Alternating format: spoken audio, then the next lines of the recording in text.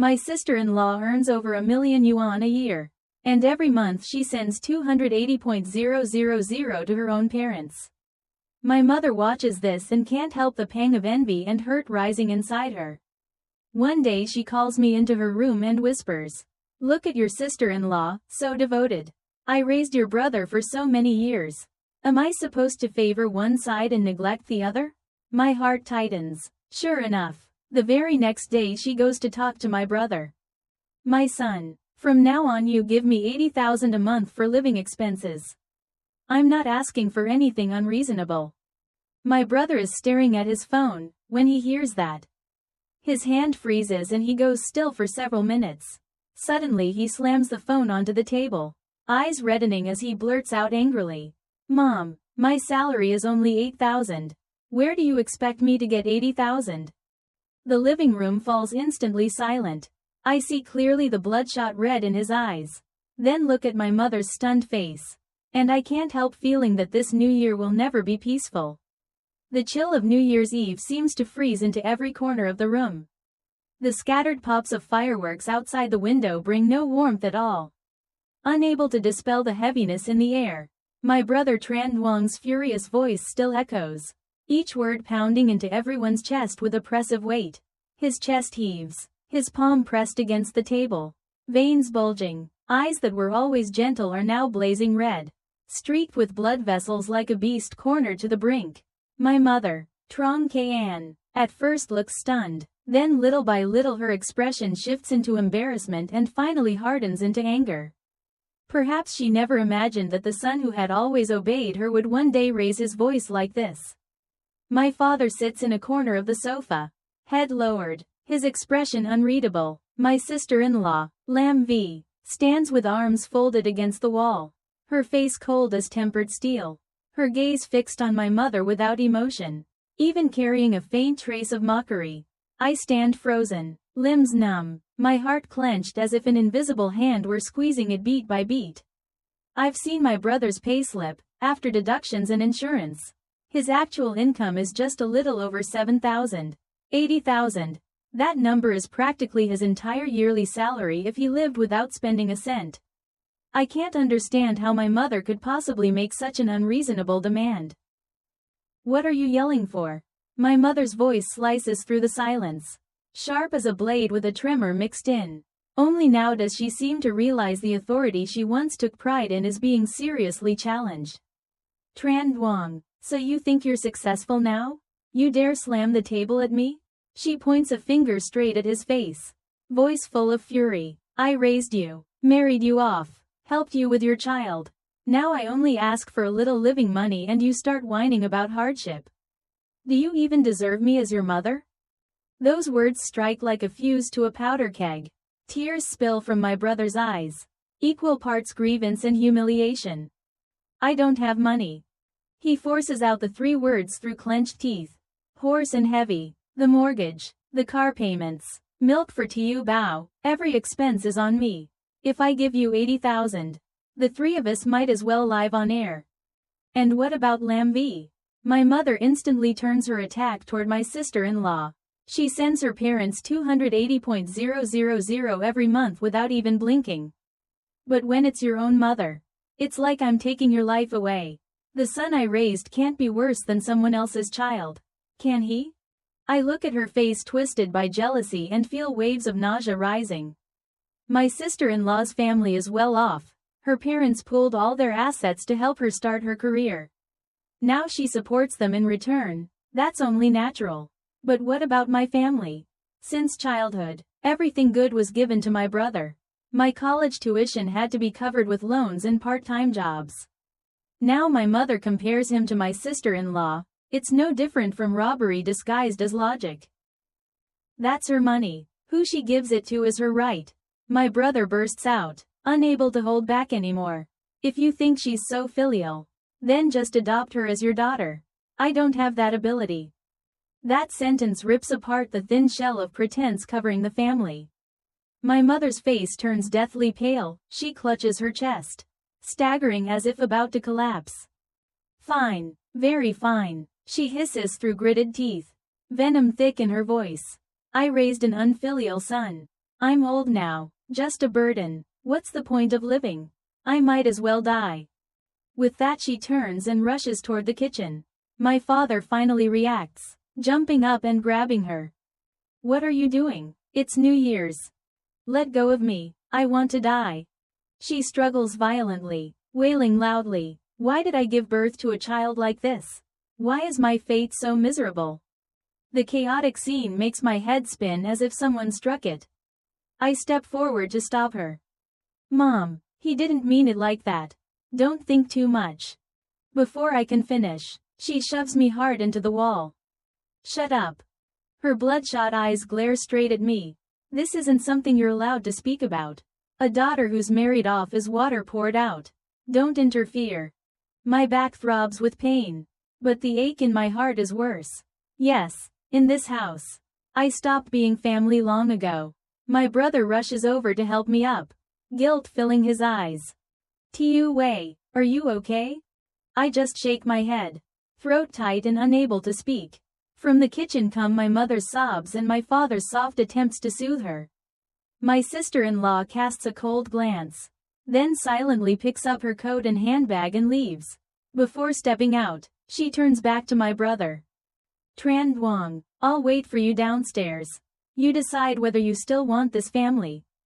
Her voice is soft, yet every word pierces like a nail. The door closes with a heavy thud, cutting off all the chaos behind it. My brother stands frozen, face pale as ash. On the table, the New Year's dishes still steam: braised fish, boiled chicken, sticky rice, 8 treasure rice, each dish a year's worth of anticipation. But now who has the appetite to eat? This new year has already dissolved into nothing. The first day of the new year should be joyful and festive. Yet our house sinks into gloom. My mother locks herself in her room and refuses to come out, saying her son angered her into illness. Her chest hurting and her breath short. My brother, Tran Duong, doesn't sleep all night. His eyes are swollen, stubble covering his face, and he sits silently on the sofa smoking.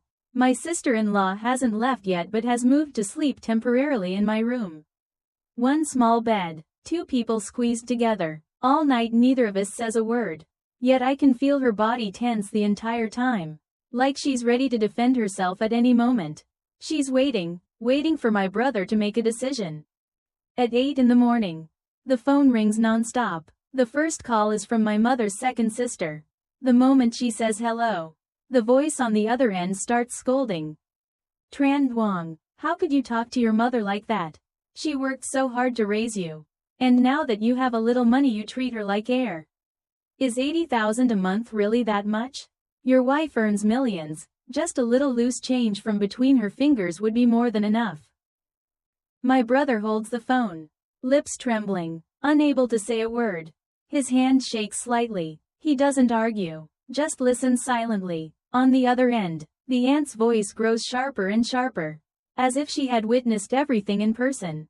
After hanging up, he buries his head in his arms, his back trembling like a scolded child. I walk over quietly and place a hand on his back. He isn't even 30 yet, but that back is already beginning to bend under the weight of life. Right after that, the eldest uncle, the youngest aunt, the 5th aunt, relatives as if prearranged begin calling one after another. Their words are frighteningly identical. All of them unanimously curse my brother as unfilial, criticize my sister-in-law as cold, and never forget to praise the grace of childbirth and the lifelong sacrifices of my mother. Not a single one asks how, on a salary of only 8,000 a month, he's supposed to produce 80,000.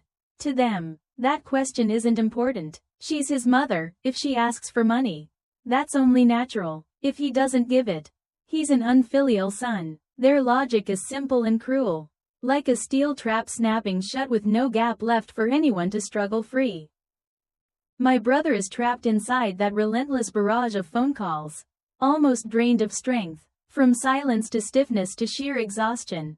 The light in his eyes fades until they're hollow and lifeless. Near noon, our 3rd uncle from the countryside calls. He's the eldest authority in the clan, his words carrying the weight of a compass guiding the entire family line. This time my sister-in-law is the one who answers. Probably because she truly can't hold back anymore. Hello, this is Lam V speaking. Her voice is calm, neither soft nor hard. The line goes silent for a few seconds. Clearly he hadn't expected her to pick up. Oh, TUV, where's Tran Duong? Put him on. Our third uncle's tone tightens with pressure. He's not here right now. If you have something to say, you can tell me. Her reply is casual, unhurried. His voice immediately drops. Colder. I was planning to talk to you anyway. You two make a mountain of money every year. Yet when your mother-in-law asks for 80,000 for living expenses, suddenly it's difficult. In all the generations of the Tran family, we've never had a daughter-in-law as unfilial as you. My sister-in-law doesn't yield an inch. Her tone turns icy. First, how much I earn comes from my ability and my effort. It has nothing to do with the Tran family. Second, filial piety is not something measured with money. And it certainly isn't a tool for people to exploit others. Third, if the so-called family tradition of the Tran clan means covering your eyes, protecting wrongdoing, and not caring about right or wrong, then I'm sorry, I'm incapable of learning it. Her words are crisp, precise, without a trace of deference. The other end goes completely silent. A few seconds later there's only a sharp click. The call is cut off without mercy. The room sinks into a suffocating stillness. Right then my mother's door flies open. She rushes out like a gust of wind. Hair disheveled, face flushed, eyes blazing with fury. She charges straight at my sister-in-law and raises her hand to slap her.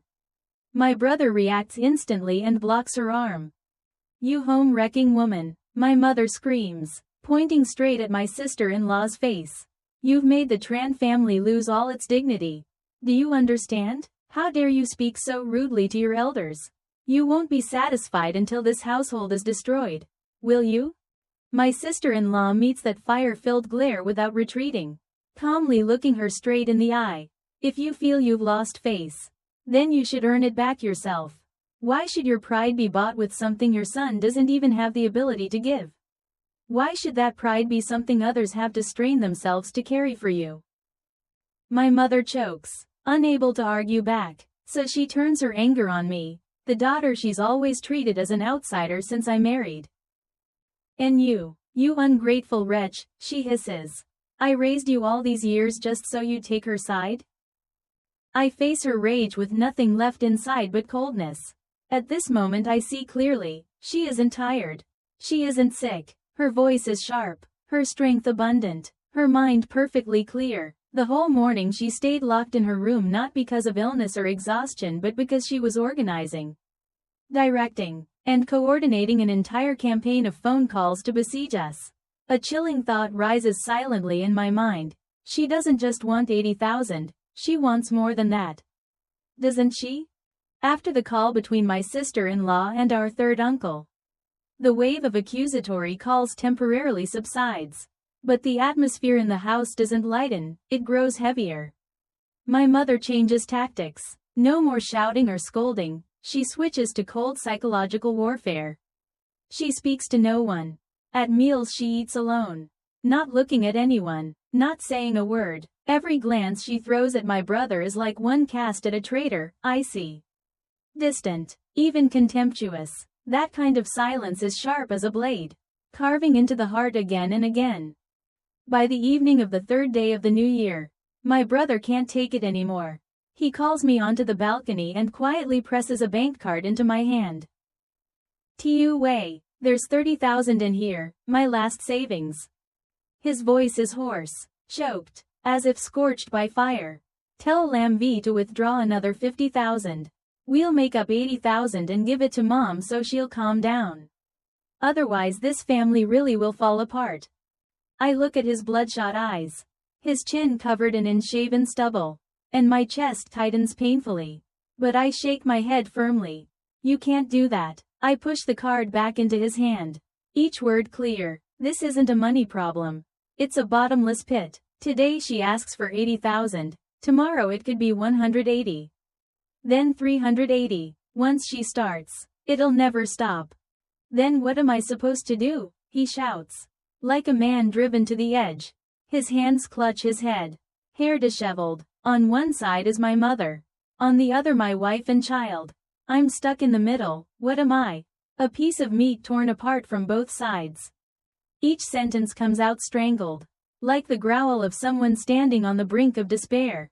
I know he's hurting, but if he gives in now, everything will collapse. I grab his hands and look straight at him. Listen to me just once. She's not simply asking for money. Something's off about this. Don't give it yet, let me investigate. Investigate? He lets out a bitter laugh. Eyes full of exhaustion. She's my mother. How bad could she be? What could she possibly be plotting? He still holds on to the image of a gentle, early rising, virtuous mother in his heart, even though she's gradually becoming the most ruthless person in his life. The conversation ends without resolution. I go to my sister-in-law and tell her what he intends. She's working on her laptop. After hearing me out, she stops, lifts her head, and looks at me. Her gaze is decisive, without a ripple. Tiu Wei, tell him this, not a single cent. That money belongs to our small family, it's for raising Tiu Bao. If he dares take it to fill the hole his mother dug. Then tomorrow we go to the Civil Affairs Bureau together. I, Lam V, can't live with a man who can't tell right from wrong or weigh what matters. Her words sound ruthless, but I know it's her way of saving herself, and saving her innocent child. I repeat every word to him. He sits motionless on the sofa, face white as paper, saying nothing. Then suddenly, smack. He slaps himself hard. Smack. Another blow. He starts hitting himself again and again like he's trying to punish his own soul. I'm not human. I'm trash. I'm a useless man. I rush forward and grab his wrists, trying to stop him. Stop, don't do this. I burst into tears. My tears fall non-stop, mixing with his choking sobs. He pulls his hands free and curls into himself like an abandoned child, crying so hard he trembles. In that crying is all the pressure, bitterness, and helplessness of a man being crushed between two worlds. I hold him, my tears soaking his shoulder. I can't do anything else, but in that moment I make up my mind. I will uncover the truth no matter what. Not just for him, but for this family that's been rotten inside for a long time. If he can't wake up, then I'll be the one to tear apart the false shell. My brother's collapse doesn't seem to move my mother in the slightest. On the contrary, her eyes grow brighter, as if she's just confirmed that her strategy is working. The next morning she begins a new performance. This time she doesn't lie in bed pretending to be ill. Instead she shuffles slowly around the living room looking frail and haggard, one moment clutching her chest and gasping, the next closing her eyes and holding her forehead. Her steps unsteady as if a light breeze could knock her over. My father trails behind her anxiously, trying to support her, but every time he reaches out she slaps his hand away as if he's the source of her misery. Near noon she brings out an old wooden box coated in dust and sets it down on the coffee table with a thud. Click. The lid opens. Inside are outdated pieces of jewelry, a tarnished silver hairpin, a pair of dull pearl earrings, a few rings of uncertain material. Maybe they once had value, but now they're worth almost nothing.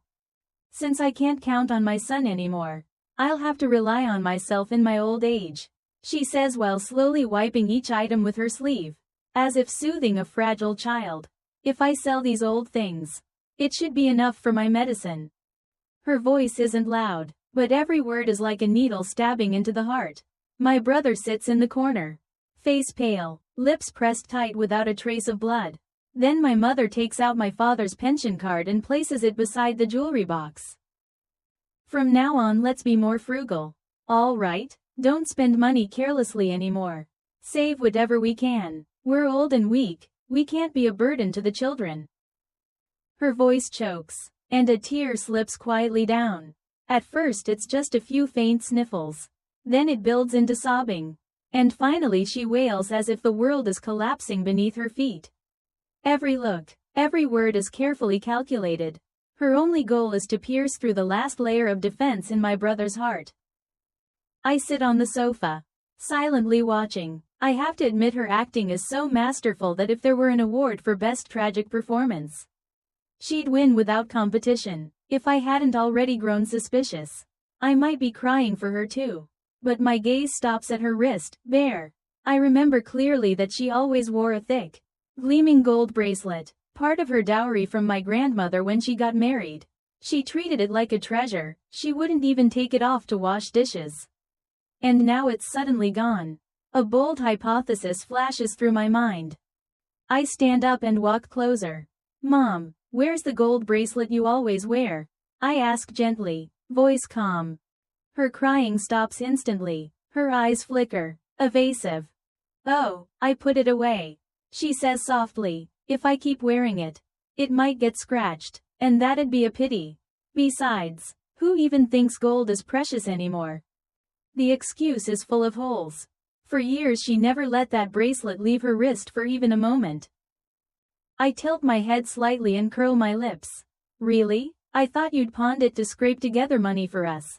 The sentence is as thin and sharp as a blade. And her expression changes instantly. What did you say? Her eyes widen, voice shooting up. That fierce reaction only makes me more certain. That bracelet is the key to some secret she's desperately hiding. Before lunch is even finished, I seize the moment when she's heading back to her room to rest and step forward, blocking her at the doorway. Mom, can we talk for a minute? The moment she sees me, her face darkens. What is there left to say between us? I'm tired. Move. I need to rest. She tries to shut the door, but I quickly brace it with my hand and look straight into her eyes. Why are you pushing my brother to this point? I don't circle around, I go straight for the center. Her face sinks at once. Pushing him? She lets out a cold laugh. Tran Wei, he's my son. I raised him from the day he was born. Now I only ask for a little repayment of filial duty and you call that coercion? You're a daughter who's already married off. What right do you have to interfere in this family's affairs? I meet her gaze without flinching. So once I'm married, I'm no longer your child? My sister-in-law sends her parents nearly $300,000 every month because they sold their house and put everything they had into helping her build her career. What about you? From childhood till now, have you ever treated me fairly? Each word I speak strips away another layer of disguise. My brother's room was always spacious and bright, I was crammed into a freezing corner. Every New Year he got new clothes first, I could only pick from what was left. He had the best tutoring classes. The best books, when I wanted reference books. You said it was a waste of money. When I got into college, you said a girl didn't need that much education and forced me to take out loans and work just to survive those 4 years. I thought those things had faded into the past. But they never disappeared, I'd just hidden them so deep that even I believed I'd forgotten. Now every sentence I speak is like tearing the last thin layer of skin off her pride. Her face shifts from red to white to a sickly purple. She points at me with a trembling finger, unable to refute a single word because it's all true. Shame turns into rage. You ungrateful brat, she screams. I raised you all those years and now you turn around and attack me? When you had a fever as a child, who carried you miles to the hospital? When you learned to walk, who held your hand every step? And now you dare stand there lecturing me? You think you're so noble? She starts dragging out every trivial thing from my childhood like a ledger of debts. Breaking a vase at 3. Losing keys at 7. Failing an exam at 12 that made the neighbors mock her. Those tiny incidents become whips cracking across my face. I stand there, my heart cold as stone. In that moment I understand, she's not just biased. She never loved me at all. From the beginning I was only a shadow. A backup piece in this house. Someone to compare, to sacrifice, to bargain with when needed. A roar swells in my chest. I clench my fists, then let out a long breath. Mom, are you finished? My voice is calm to the point of chill. If you think everything you did back then is enough to bind me for life, you're very mistaken. We're human beings, not your private property. Love can't become an excuse for you to suffocate us forever. I turn and walk away, leaving her curses raging behind me. I don't care anymore. Today's confrontation didn't give me a final answer. But I've seen the nature of the problem clearly. And I've decided I will uncover the truth no matter what, not just to protect my brother. but to win back a measure of justice for myself. The Cold War atmosphere in the house continues. Heavy and silent like winter fog. We all still live under the same roof, me, my brother, my sister-in-law, my parents, but it feels like each of us belongs to a separate world. Completely unrelated to the others. We eat at the same table. Yet the table has become an invisible battlefield. No one speaks, only the dry clatter of chopsticks breaks the terrifying silence. I start watching my mother's every small movement. She still sighs and laments every day. But something strange appears. The number of phone calls she receives increases abnormally. To avoid being overheard, she always goes out to the balcony, shuts the glass door tight, and lowers her voice to the faintest whisper. That secrecy only heightens my suspicion. On the afternoon of the 5th day of the new year, the opportunity comes. She sneaks out again to answer a call. I pretend to fetch something from my room, then quietly follow. The soundproof glass isn't very good, so I can faintly hear her voice despite her effort to whisper. Her tone is completely different, no tired sighs, no bitterness. Instead it's gentle, attentive, even tinged with pride. I transferred the money to you before New Year, did you get it? Spend it comfortably, don't be too stingy. If it's not enough, tell me. Tell that boy V to stop fooling around and find a proper job. Have you settled on the house yet? If the deposit's short, I'll arrange more for you. House. The word strikes my ears like thunder in a clear sky. In an instant I understand everything. My whole body turns cold, heart hammering wildly. So that's it. All this time, her tears, her complaints, her self-pity, just a performance. I steady myself and keep listening. Her voice is light as wind brushing across a field. As for my son, just ignore him. I have ways to make him hand over money himself. He wouldn't dare defy me. Oh, and don't let your uncle and aunt know about this. They talk too much. Right after that she hangs up, hums a few notes, and pushes the balcony door open. The moment she lifts her head, she sees me standing at the exit. The smile on her face freezes, panic flashes in her eyes.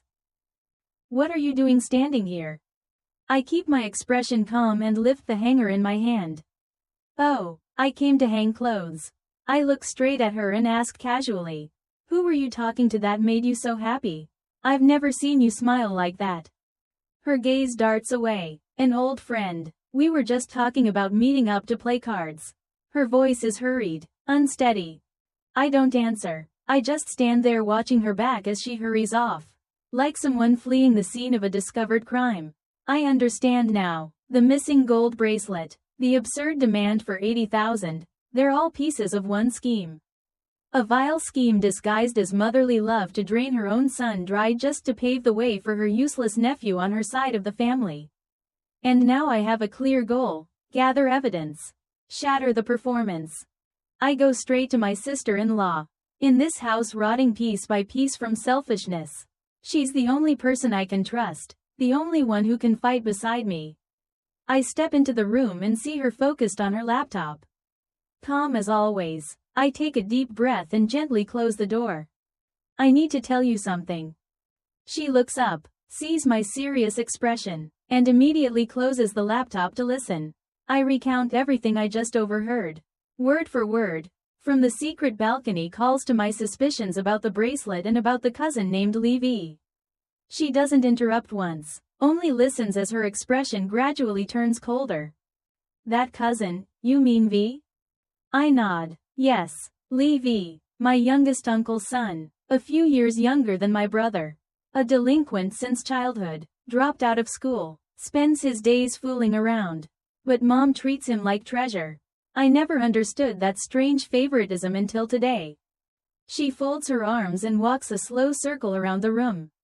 Eyes sharpening. If what you heard is true, then everything fits. That gold bracelet was probably sold already. The money from that plus the 80,000 demand, she's trying to gather enough to buy a house for Levy. And the fact that I send money to my parents gave her the perfect excuse to start. Her analysis is calm and razor sharp. Each sentence peeling truth bare. I look at her, eyes stinging. Thank you for believing me.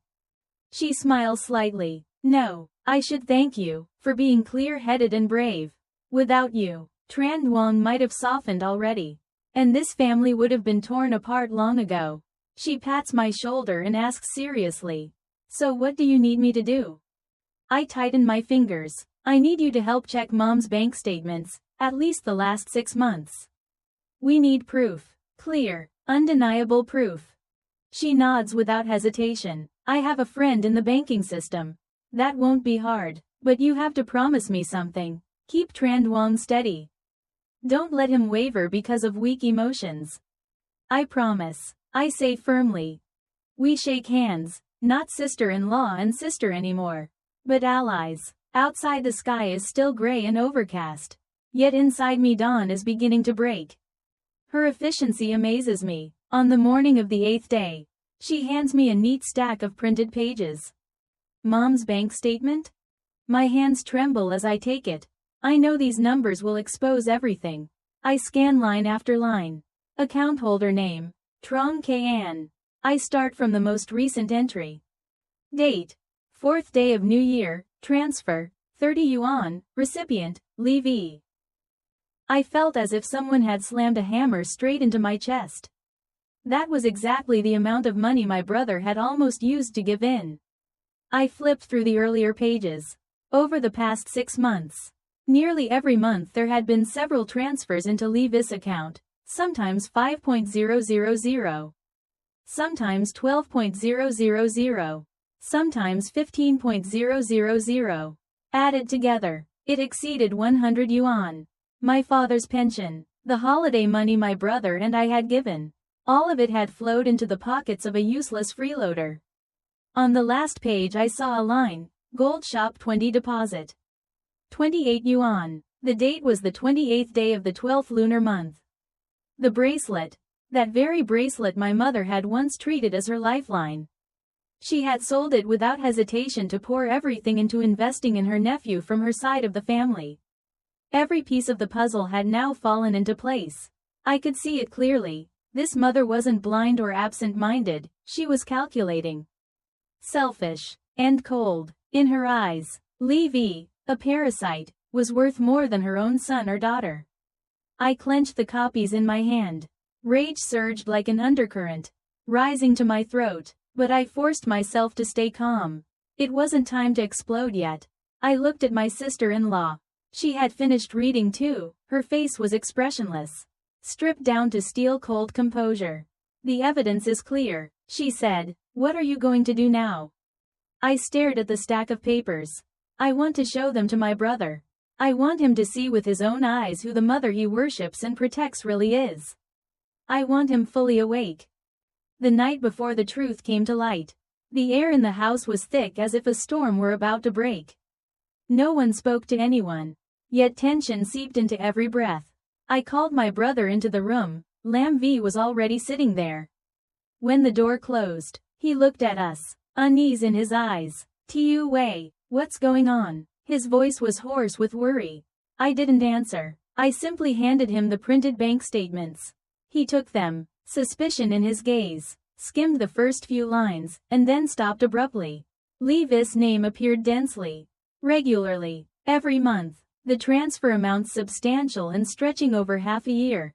His eyes began to shake, shifting from doubt to shock. What is this? He stammered. Mom's bank statement? I replied, my eyes never leaving his face. Within seconds he seemed unable to believe what he was seeing. He bent down to read more carefully, his hands trembling so badly he could barely hold the pages. That's impossible. How could she send that much money to V? I pointed to the note at the bottom. Do you remember the gold bracelet she wore for years? She sold it. The money she got was exactly 28 yuan. And she transferred it straight to Li V. My words were like a hammer blow to the already cracked world inside him. He froze, then collapsed into the chair as if all the blood had been drained from his body. The statement slipped from his hands and fluttered to the floor. His eyes were empty, hollow. The entire worldview he had trusted shattered in an instant. The love he had painstakingly nurtured. The belief that if he were filial she would be satisfied. The guilt he carried for thinking he was an unfilial son. All of it had been a play. And he had been the fool actor manipulated by her script. Why? He rasped, covering his face as tears streamed through his fingers. Why would she treat me like this? Lam V stepped forward and gently wrapped her arms around him from behind. She didn't say any hollow comfort. She simply patted his back the way someone soothes a wounded child. Tran Duong, she said softly but firmly. This isn't your fault. The fault lies with the person who refused to see you as a human being and only saw you as an ATM. He slumped over the table, shoulders shaking, choking on broken sobs. It was the first time in my life I had ever seen my brother collapse completely, no armor, no strength, no burden-bearing facade. That night none of us slept. There was nothing left to say. We just sat beside one another in silence, quietly mourning together a long dream called sacred maternal love. Dawn began to break. He stood, walked to the window. Outside, the sky was gray and cold as stone. He turned back to us, eyes red, but deep inside them for the first time there was a sharp, icy light that had never existed before, an awakening that would not turn back. Tiu Wei, Lam V, I know what I have to do now. The night before the final showdown, the whole house felt like a lake about to shatter under pressure.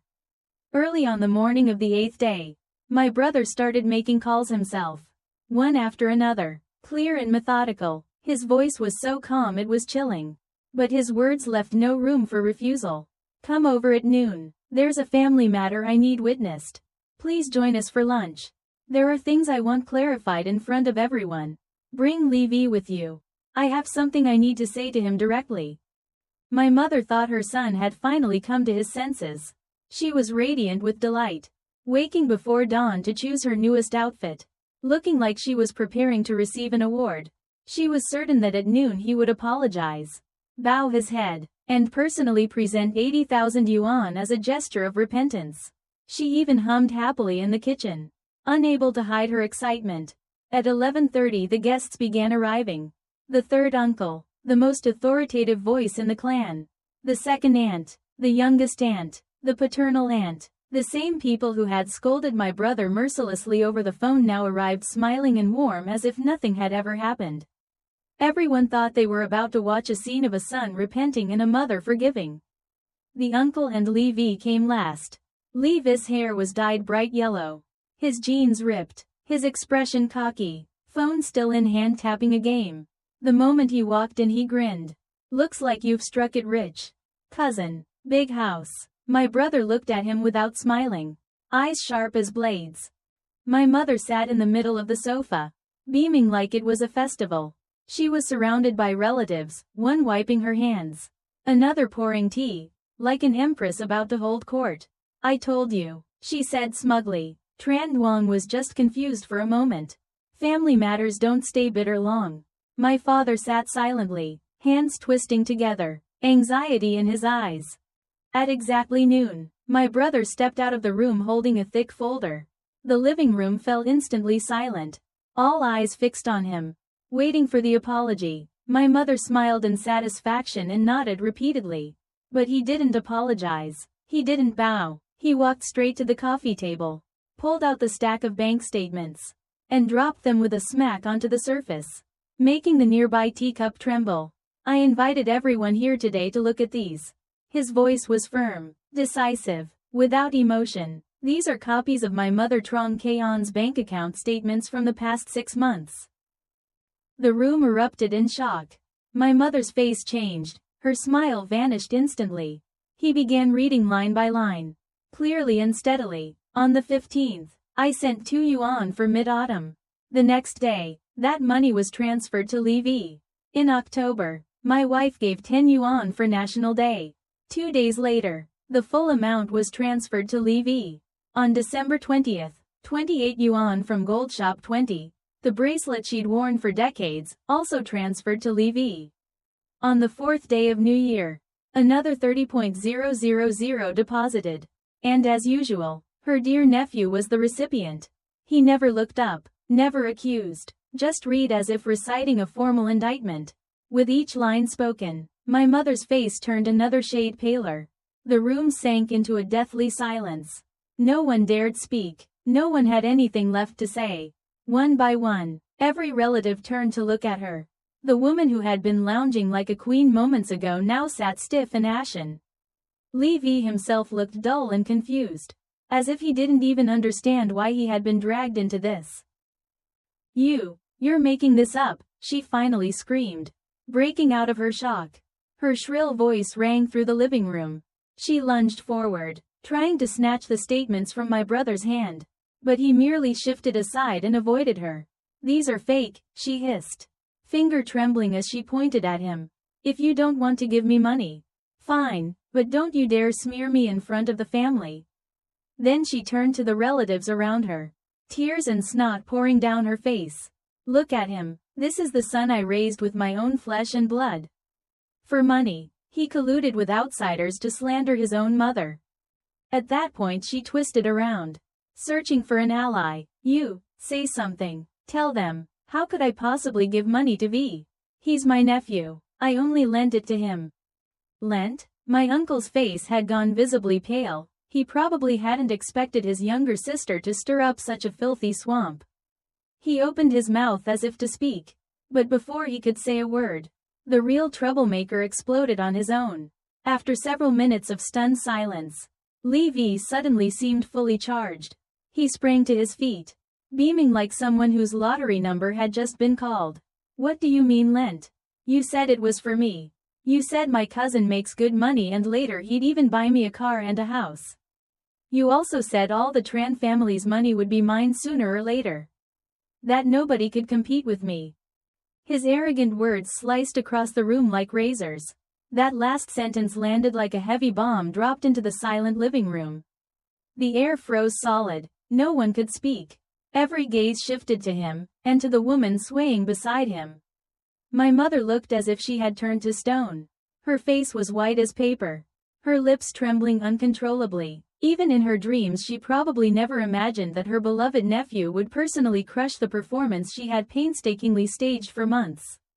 The relatives who had been ready to defend her, the second aunt, the youngest aunt, now lowered their heads, unable to say a word. The only sound left in the room was the cold wind hissing through the crack of the door. The third uncle, the most authoritative elder in the clan, slammed the tip of his cane against the floor. The sharp crack rang out like a judge's gavel. K.N. His voice dropped, heavy with disappointment. You've gone too far. At that moment my mother knew there was no retreat left. She unleashed her final trick, throwing a tantrum. With a thud she collapsed onto the floor, thrashing as if in a seizure. What's the point of me living anymore? My own son and daughter have turned their backs on me. They just want me dead. She pounded her hands and feet, crying and screaming, cursing us as unfilial, lamenting her miserable fate. She had performed that worn-out act hundreds of times before. But this time no one stepped forward to help her up. No one cried along with her. Everyone simply stood there watching, eyes cold, tinged with contempt, like spectators observing a one-woman show with no audience and no applause. I looked at the woman writhing on the floor and felt nothing but emptiness.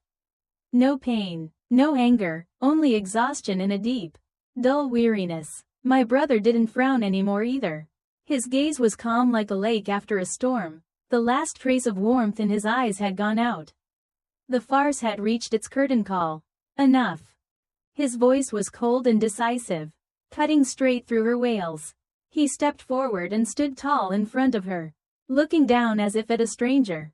From today on, this house is under my authority. He turned to my uncle and Levi, his tone hard as steel. Uncle, all the money she gave him before, I'll treat it as charity and let it go. But from now on, if anyone keeps trying to squeeze money out of us, I'll call the police. I'll press fraud charges. My uncle's face turned green. He hurriedly grabbed Levi's arm and started edging toward the door, the two of them trying to slip away quietly. Stop, my brother's shout snapped like ice. Return the household registry to me. The whole room froze again.